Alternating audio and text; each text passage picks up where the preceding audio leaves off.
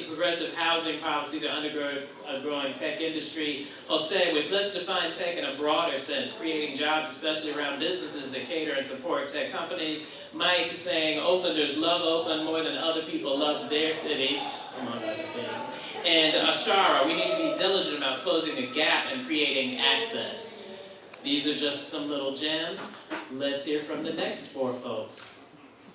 As stated earlier, Susan is the founder of Oakland Local. She's the founder of Live Work Oakland. She is an entrepreneur, visionary, journalist, so many things, so many wonderful things. She's an asset to this community. We're really proud to have her as a co-sponsor of this panel, and she, wearing her journalist's hat, is going to ask some tough questions. Okay, maybe it won't be that tough, but Susan, take it away. Hey everybody, it's really good to see you up here.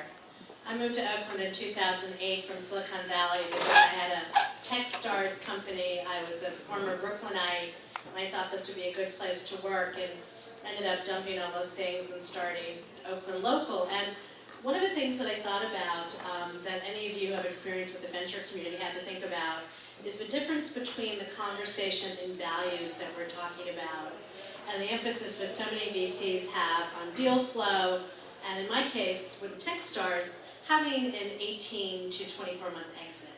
You know, VCs love the idea of having a quick exit. Very different than the idea of Pandora leaving a legacy.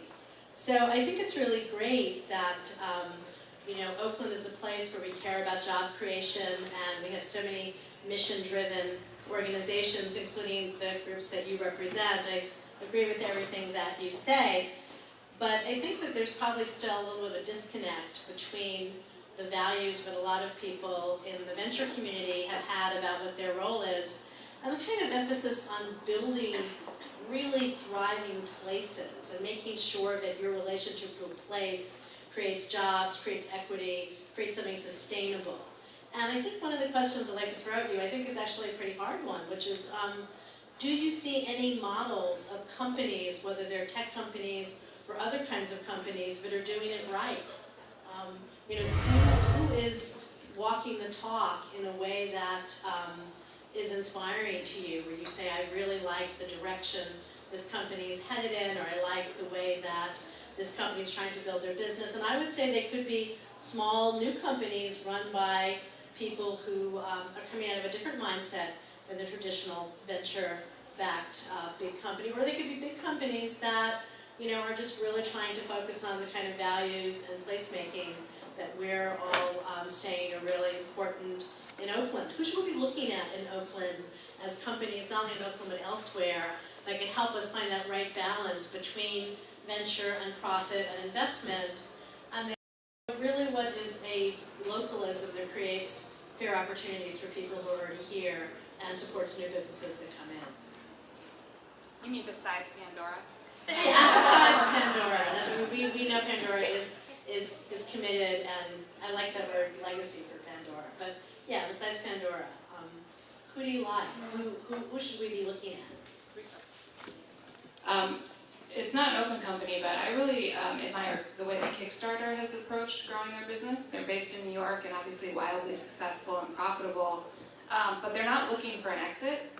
And actually, just this past weekend, they had a block party near their new offices in Brooklyn, and had a wide diversity of community members who just came out and hung out on the street with them. And they're about promoting creators, and that's so much about how not just their bottom line, but the kind of culture that imbues everything that they do. And they're just very much of New York. Like you think of the New York tech community, you think of Kickstarter. Mm-hmm. Thanks. Other companies that you like? These also aren't Oakland companies, but one which is so huge, they have the luxury of doing this, but I worked quite closely with Salesforce in San Francisco, and from the minute I started working with them a few years ago now, they had a foundation that was well established. They were working with kids in some of San Francisco's most distressed neighborhoods. I was working with them on their campus designs when they thought they were going to build a new campus in San Francisco, and right off the bat, like Pandora, they have a real value system around, we want our people on the street, we're not going to have cafeterias. And now you watch the way the founder is giving his money to places like the UCSF Hospital. Oakland's now benefiting from that, with Children's Hospital in that relationship. Not to answer, this doesn't answer your question quite as directly, but one company that's been interesting to watch and watch their growth is Airbnb, who when they first came out of the door were this really sort of interesting, disruptive company doing these things that we all sort of thought was really neat, help us make some money renting our places. But now they've gotten so large, they're actually affecting the real estate market in these major cities in these really powerful and not always positive ways. So watching them as they try to deal with the externalities of what was really a very sort of cool idea has been sort of, it's complicated and sort of inspiring to watch them to work to fix it all. And so that's just another model that I've been watching closely. Okay, Jose and Mike. We're in Oakland, so there's actually a lot of great stuff coming here in Oakland. So, Revolution Foods. I mean, you don't have to look further than that. It's a great company that started off by 2 grads from Haas Business School, chose to locate here in Oakland, one of our ICA companies. And the reason I say that is that if you look at the 3 rounds of financing they've gone through, everything from foundations to banks to now venture capitalists, and they've kept the mission intact, which is staying local, hiring local. They actually committed, one of the first companies that signed off to work with ICA on our workforce talent management initiative that actually was funded by, Libby was a strong supporter of that worked to actually focus on the re-entry population. So they're the ones that said, we're going to make it a strategic HR decision at our company to hire from this population. Because you look at the world out there, Kickstarter, Airbnb, all great companies, but who's not getting hired in those companies? So you got to look at that as well. So for us, we really look at who's not getting hired and who are these companies that are actually focused and committed, and it's actually a strategic decision for them to actually invest in that. And they're in 25 cities, 12 states, 1,800 employees. So going from 2 people to 1,800, and just keep growing. And they're committed to staying here in Oakland. They're growing. I have 2 examples as well at both Oakland companies and their first 2 tenants at our Hyde project. One is represented by Impact Hub, who has made a point of not only hiring locally, but being owned locally by a diverse group of people, but also they are civic-minded and engaged. So they host educational forums, nonprofit forums, for-profit forums, and it's the whole gamut. Their next-door neighbor is Numi Tea, which was born in Oakland I think 12 or 13 years ago. And its owners still live in Oakland, and they hire locally to the extent they can. They reach out to the educational community and to the broader community for employment, and they've actually formed a Numi Tea Foundation, I think it's called, to give back. And so that basic genre of community and civic engagement, philanthropic engagement, and trying their best to work within those constructs to hire locally to the extent they can. Look, no company is going to hire 100% local people or give all their money away all the time. They've got to make money to be economically sustainable. And these are just 2 models of companies that have done it locally. Anybody else on the panel? Sure. Yeah. We can take that. I want to shout out Singevity and Mosaic in this building, specifically the work that they have done. I want to say, kind of disclosure, Singevity actually incubated Impact Hub Oakland in this building. This was our office for a year. We actually were housed upstairs, and we watched every other business come in. We watched this fun cube develop around us. But Danny Kennedy, in his generosity, said, you know what, I want to support your business. And we were the only non-solar company in this building, and probably, we will probably hold that distinction forever. So that's about it.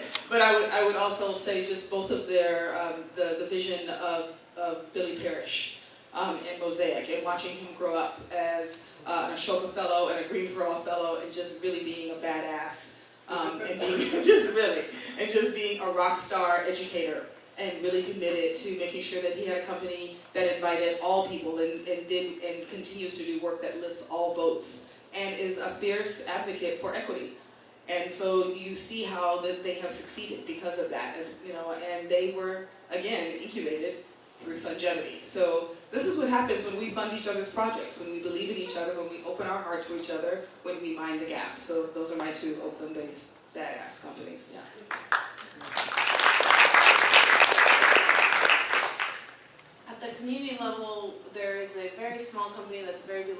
gun by gun. So this is a gun buyback app that really meets a community need. So the tools of tech are at the service of community needs.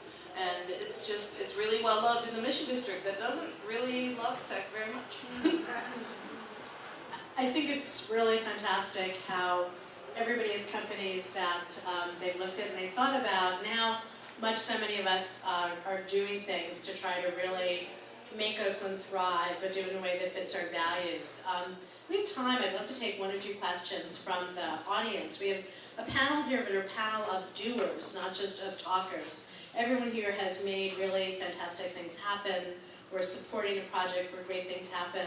Do you have some questions that you'd like to ask about the idea of how we support an inclusive ecosystem in Oakland? Maybe we have time for one or two.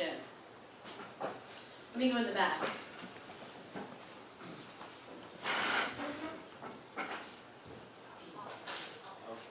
Hi, I'm an entrepreneur. Just wondering if there's any programs or any points where we can, as entrepreneurs, begin to take the path to creating a better workforce in America, in Oakland. Here, is there any resources for us to tap?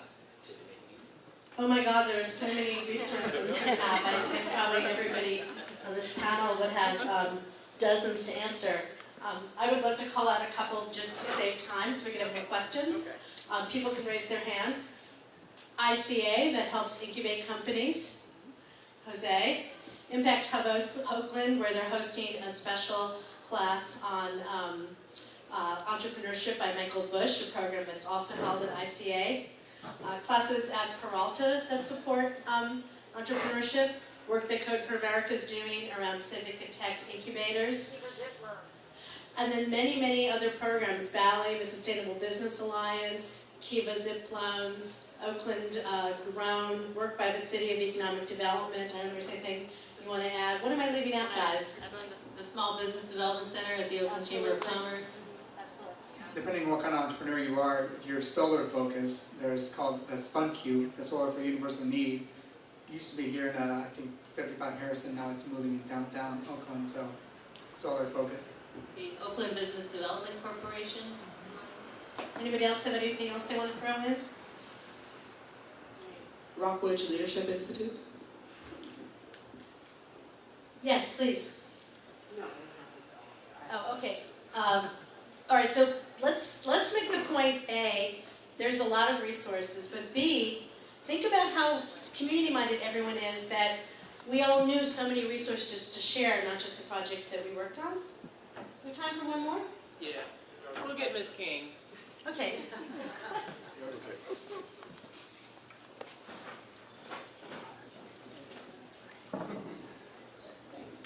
I'll give it back.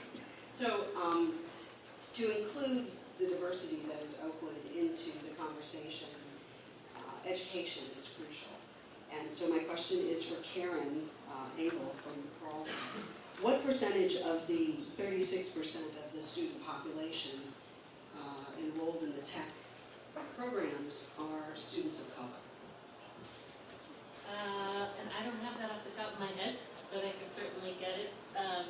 One of the things that we've tried to do, and we're looking at doing more with K4 Center and Live Work Oakland, is thinking about, and programs like Hack the Hood, is how do we start in the Oakland Unified Schools and get kids exposed to what's possible, and get them into career pathways that we know help with persistence and completion. Because what happens is that kids in high school who may or may not be loving math or any of those things that become barriers to moving ahead, get contextualized with something real, using a CNC machine or laying out a video or something that they hang their hat on. And so with these innovative approaches and these career pathway models, these academies at each high school in Oakland, we're beginning to build pathways that can go seamlessly into the Peralta colleges without the placement tests that tend to exclude a lot of people,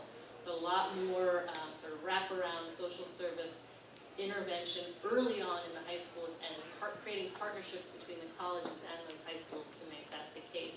So we're hoping to really boost those numbers, but what those numbers actually are, I could think we're gonna wrap the questions, and I'm gonna turn it over to Cedric to close. Thank you, everybody, for such good answers and information.